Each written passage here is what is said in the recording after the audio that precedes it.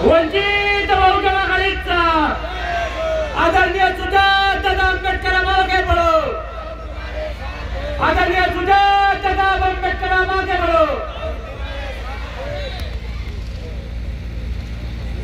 भारतीय राज्यघटनेचे शिल्पकार महामानव डॉक्टर बाबासाहेब आंबेडकर, क्रांतिज्योती महात्मा ज्योतिबा फुले, छत्रपती शाहू महाराज, छत्रपती शिवाजी महाराज, लोकशाहीर अण्णाभाऊ साठे, माता रमाई माता, भीमाई माता, सावित्री माता, अहिल्यादेवी या सर्व महापुरुषांना प्रथमतः दिवाला अभिवादन करतो। या ठिकाणी थोड्याच वेळात सुजातदादा आंबेडकर यांच्या या ठिकाणी आगमन होत आहे। त्याचबरोबर विचारमंचावर उपस्थित आमचे मार्गदर्शक पश्चिम विदर्भाचे उपाध्यक्ष आदरणीय शरद भाऊ वसतकार, या जिल्ह्याचे प्रभारी आदरणीय प्रदीप भाऊ वानखडे आणि खऱ्या अर्थानं ज्यांच्या खांद्यावर या तालुक्याच्या अध्यक्षाची जेव्हापासून जबाबदारी दिली आणि या तालुक्यामध्ये एक निश्चित चांगलं असं वातावरण निर्माण केलं असे माझे मोठे बंधू किशोरदादा भिडे आणि या ठिकाणी मंचवर उपस्थित सर्व वंचित बहुजन आघाडीचे नेते मंडळी आणि माझ्या समोर बसलेले वंचित बहुजन आघाडीचे सर्व पदाधिकारी, कार्यकर्ते आणि समाज बांधव सर्वांचा जय भीम। आज सुजातदादा आंबेडकर यांच्या नेतृत्वामध्ये या संग्रामपूर तालुक्याच्या वरवड बगाल नगरीमध्ये आपण या ठिकाणी हा संकल्प मेळावा या ठिकाणी घेतो। हा संकल्प कशासाठी आणि हा संकल्प आम्ही काय केला पाहिजे याचं उत्तर या ठिकाणी या मेळाव्यातून आपल्याला घेऊन जायचं आहे। आणि या मेळाव्यातून आपल्याला हे उत्तर घेऊन जात असताना खऱ्या अर्थानं आगामी जिल्हा परिषद पंचायत समित्या तुमच्या आमच्या डोळ्यासमोर आहेत आणि त्या जिल्हा परिषद पंचायत समितीच्या निवडणुकीचं रणशिंग या ठिकाणी फुकलेलं आहे। निवडणुकीच्या रणशिंगामध्ये आमची जबाबदारी काय असली पाहिजे आणि वंचित बहुजन आघाडीची भूमिका काय असली पाहिजे हे या ठिकाणी या मेळाव्याच्या माध्यमातून आपण शिकलो पाहिजे, आपण समजलो पाहिजे की हा मेळावा आम्ही काय साठी घेतो, या मेळाव्याच्या निमित्तानं आम्ही काय संकल्प करतो, हा संकल्प कशासाठी केला पाहिजे, हा संकल्प खऱ्या अर्थानं आपण या माध्यमातून घेतला पाहिजे। या निवडणुकीच्या रणशिंगामध्ये वंचित बहुजन आघाडी उतरायला लागली। या ठिकाणची प्रस्थापित असणारी काँग्रेस असो, या ठिकाणची RSS प्रणित भाजप असो, या ठिकाणची सेना असो किंवा या ठिकाणची राष्ट्रवादी असो, सर्वांना एकच भीती वाटते, ते म्हणजे वंचित बहुजन आघाडीची, वंचित बहुजन आघाडीची। कारण वंचित बहुजन आघाडीचा हा मतदार हा स्वाभिमानी मतदार आहे, हा कुठल्या अंत्या बंत्याला घाबरणार नाही, हा थेट भिडणारा मतदार वंचित बहुजन आघाडीचा आहे। हा मतदार आमचा आहे। मग या निवडणुकीच्या मतदाराची भूमिका काय असली पाहिजे? खऱ्या अर्थानं अनेक वर्षापासून या ठिकाणची विधानसभा असो, लोकसभा असो, या विधानसभा आणि लोकसभेमध्ये आमच्या समाज बांधवांची या ठिकाणी काँग्रेसच्या इकडून दिशाभूल केल्या गेली। या ठिकाणची महाविकास आघाडी आहे, त्याला महाविकास आघाडी म्हणतात, ते महाविकास आघाडी या ठिकाणी बौद्ध समूहाची दिशाभूल करून या ठिकाणी मतदार घेण्याचं काम केलं। मला या ठिकाणी बसलेल्या बौद्ध समूहाच्या लोकांना प्रश्न विचारायचे आहेत आणि या बौद्ध समूहाच्या लोकांकडून एक शब्द घ्यायचा आहे। खऱ्या अर्थानं मागच्या वेळेस परभणीच्या शहरामध्ये संविधानाची विटंबना काही मनुवादींच्या भडव्यांकडून झाली आणि संविधानाची विटंबना त्या परभणीच्या शहरामध्ये झाली आणि त्या संविधानाच्या लढाईसाठी तुमच्या आमच्या सारखा भीमसैनिक, सोमनाथ सूर्यवंशी सारखा भीमसैनिक रस्त्यावर उतरला आणि भीमसैनिक रस्त्यावर उतरला। या ठिकाणच्या सरकारकडून पोलीस प्रशासनाच्या माध्यमातून त्या ठिकाणच्या सोमनाथ सूर्यवंशीला मारण्याचं काम पोलीस प्रशासनाच्या माध्यमातून पोलीस कोठडीमध्ये झालं।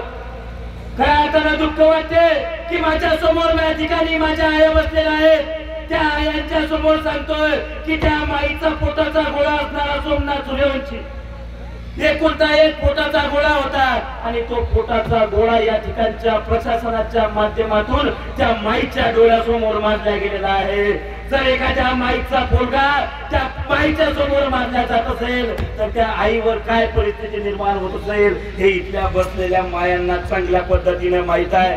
म्हणून त्या ठिकाणी सोमनाथ सूर्यवंशी मारला गेला आणि तुमच्यासाठी एक माई त्या संविधानाच्या लढ्यासाठी रस्त्यावर आली आणि संविधानाच्या लढ्यासाठी रस्त्यावर आल्यानंतर या पोलीस प्रशासनाने त्या माईला नको त्या ठिकाणी मारलं. त्या माईच्या अंगावर त्या ठिकाणी त्या दांड्याचे वय होते. खऱ्या अर्थानं ते बेडवर झोपली माय, ते बेडवर झोपली माय काय म्हणत होती माहितीये? ते माय म्हणत होती की मी ज्या संविधानाच्या लढ्यासाठी रस्त्यावर उतरली तो संविधानाचा लढा तुम्ही लढणार आहात का? आमच्यासारख्या चळवळीतल्या लोकांना त्या माईचा प्रश्न होता की तुम्ही संविधानाच्या लढ्यासाठी लढले आहात का, लढणार आहात का? मग या ठिकाणी संविधानाच्या लढ्यासाठी अनेक जण आंदोलन केली, मोर्चे केले, अनेक जण लढले, परंतु या देशातला एकमेव नेता आहे श्रद्धेय बाळासाहेब आंबेडकर. ज्या नेत्यांनी सोमनाथ सूर्यवंशीचं प्रकरण हायकोर्टात नेलं आणि हायकोर्टात ते प्रकरण नोंद त्या ठिकाणी पोलीस प्रशासनावर गुन्हे दाखल करणारा या देशातला एकमेव नेता आदरणीय बाळासाहेब आंबेडकर. या देशाचा एकमेव नेता आदरणीय बाळासाहेब आंबेडकर तो तुमच्या आमच्या वंचितासाठी लढतोय. मग आगामी काळात या काँग्रेसमध्ये आमच्या समाजातले काही भरवे दलाल आहेत जे काँग्रेसची चाकरी करतात, जे राष्ट्रवादीची चाकरी करतात, जे भाजपच्या RSSच्या हातचट्टीवाल्यांची चाकरी करतात, त्या सर्वांनाही आगामी निवडणुकीत तुमच्या आमच्या दारात येतील. काय येतील? तुमच्या आमच्या दारात येतील की वंचित बहुजन आघाडीचा उमेदवार येत नाही, तुम्ही काँग्रेस राष्ट्रवादीला मतदान करा. या माध्यमातून या समाज बांधवांना आवाहन करतो की जेव्हा हे दलाल तुमच्या दारात आले, तुमच्या गल्ली बोळ्यात आले, तर या दलालाच्या कमरात लाथ घालण्याची वेळ सोडू नका. हा संकल्प या माध्यमातून तुम्ही केला पाहिजे. काय संकल्प केला पाहिजे आणि या दलालांना प्रश्न विचारला पाहिजे. तो प्रश्न काय की खामगावचा रोहन पैठणकर नावाचा तरुण संध्याकाळी आपल्या रस्त्याने कामावून घरी जात होता. तो तरुण घरी जात असताना त्या ठिकाणी काही RSSची गुंड आले आणि त्या RSSच्या गुंडांनी त्यांना थांबवलं आणि त्यांना त्या ठिकाणी म्हणले की तू गाय चोर आहेस, तू गाय चोर आहेस या नावावर त्या तरुणाला बेदम मारलं, इतकं मारलं, परंतु ते नराधम तेवढ्यावर थांबले नाही. त्या नराधमांनी त्याला उचलून मैदानावर नेलं आणि त्या मैदानावरून काय केलं माहितीये? त्या मैदानावर नेलं आणि त्या मैदानावर त्या तरुणांना त्या ठिकाणी नग्न केलं. तू मुस्लिम आहेस का हिंदू आहेस बौद्ध हे तपासलं आणि त्या ठिकाणी सांगत होता की मी बौद्ध समाजाचा तरुण आहे, मी बौद्ध समाजाचा तरुण आहे, परंतु हे नराधम थांबले नाहीत. त्याला एवढं मारलं की तो त्या ठिकाणच्या अकोल्याच्या हॉस्पिटलमध्ये भरती होता.